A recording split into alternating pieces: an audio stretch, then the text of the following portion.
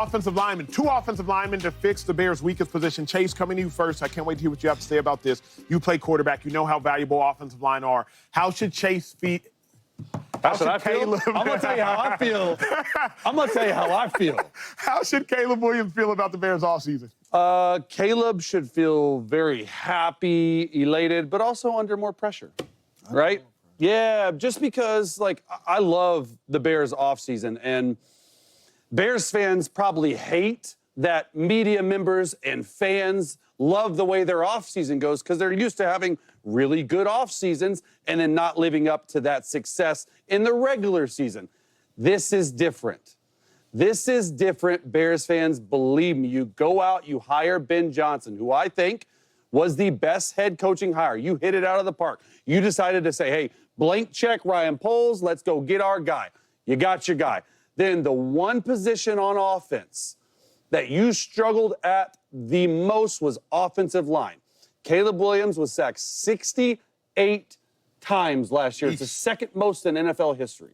Second most in NFL history.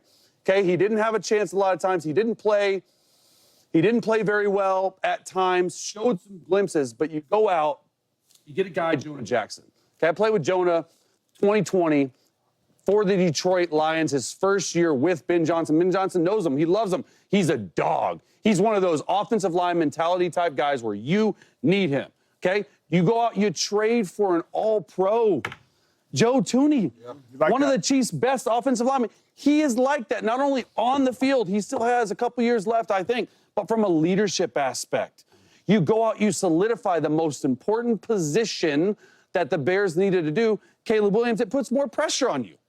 That's how it is because you are no longer looking at anyone else but Caleb Williams in that Bears offense because you got the play caller. I think they got the skill guys. I think they got the offensive line now. You're looking squarely at Caleb Williams, and it's going to be interesting to see how it works, but you better feel pressure because you better feel that you need to live up to hype because Bears fans want you to. Just throw for 4,000 yards. It's never happened before in the franchise history. Just throw for 4,000 yards, make the playoffs, be quiet, every Chicago Bears fans, and just go out there and play ball, man. But he's going to feel more pressure. He should love it. He should love it. I know when we walk into these stadiums, it's not a lot of offensive lineman jerseys we see walking around with these fans back and all that. But we do know playing the game that your team is built in the trenches. Yes, sir. If you do not have good trenches, I don't care what kind of skilled players you have. And I don't care what kind of quarterback you are. If you're worried about pressure, I've been around the Brett Favres, the Aaron Rodgers, the Derek Carrs, you name it.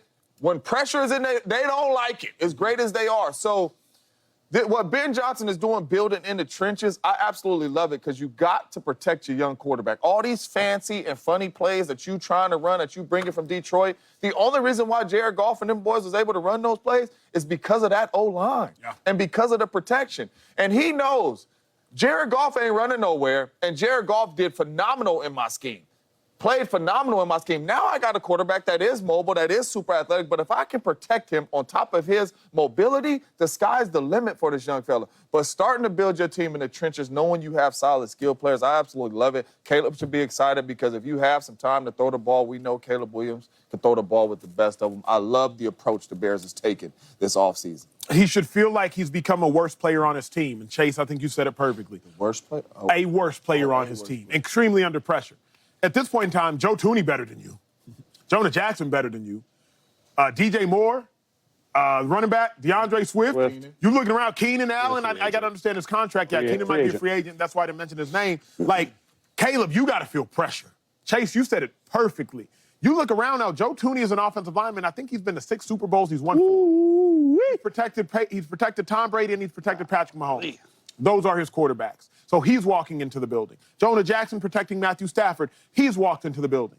Behind you, you got DeAndre Swift. At this point, Caleb, you're running out of excuses.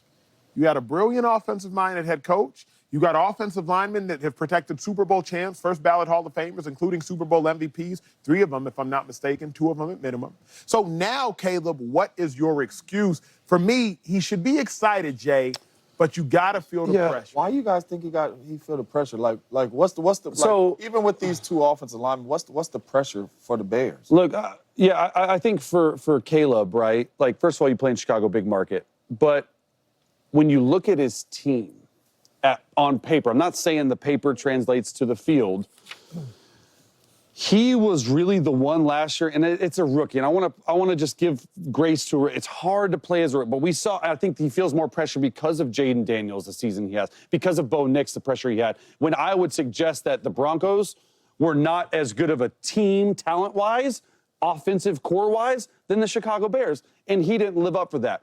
I do want to just be careful saying like, oh, he's running out of chances, because for me, like, there's a method to the madness in the NFL, and you played one season as a rookie. Like, I want to give the guy some grace, right? He had 2 different offensive coordinators. He got a head coach. He didn't get a head. The head coach got fired. He's now on his 3rd offensive play caller in less than 12 months. It's going to take some time. I do think, though, he feels the pressure, but he can also relax because he's got the guys around him to take the pressure off himself. Ultimately, if you're a quarterback of the Chicago Bears, you're going to feel pressure. They haven't had a good season in a long time. They've never had a 4,000-yard passer. So I just want to be like, I don't want this conversation to come off, at least from my perspective, like, oh, you better play, or you're like, no. Like, you just have to go out there. And Ben Johnson, as a head coach and a play caller, he's going to make your job easier. Just go out there and make the simple throws. Can I ask you guys a question?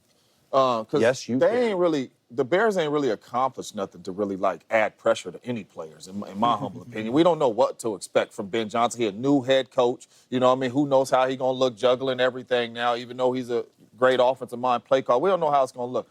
Do you guys think it's more pressure on, like, a Jaden Daniels and a Bo Nix coming in the next season, or a Caleb Williams? No, Caleb. And I'll tell you why the Bears have more pressure is because you could argue right now that Caleb Williams is the 4th best rookie quarterback from last year.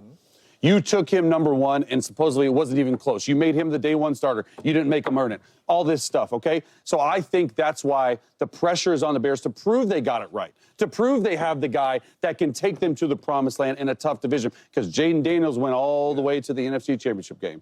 Bo Nix made the playoffs in the AFC? Like, what? So I do think there is that pressure for the Chicago Bears organization. What you think?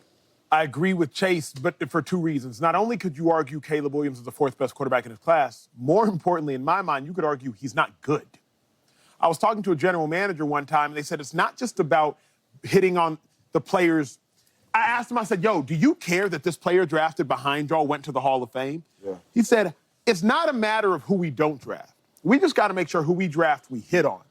Thus far, Caleb Williams, the jury's still out. So for me, Jay, the pressure is simultaneous that, 1, the jury's still out on you. 2, Jaden, Bo Nix, they did, in fact, play well enough to lead their team to the playoffs.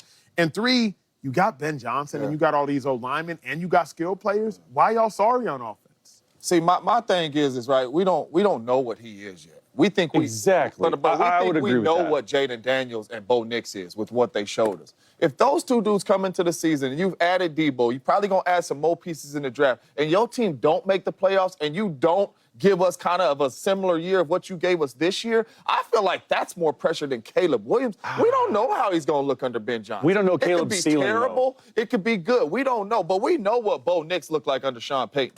We know what Jaden Daniels looked like under Cliff Kingsbury. So if those dudes take us, I think that's pressure for them coming into the season, not Caleb. But for the Bears organization, they passed on all those guys. And right now, we all would have passed on them. Like, it's not I was close on Jaden. I said that the number 1 pick, you would have. I said that the entire time, and it's not like I think they made the right pick. That's because you're talking from your iPhone. Exactly. If you're sitting up in the Bears organization office, you're going to take Caleb. You have to. You don't have a choice. I love the way that Jaden. Because if you take Jaden and Caleb does what Caleb does, man, then what? You're fired. You're fired. Not even you look stupid. You're fired. You're fired. Wife and kids moving. Gone. Tell him.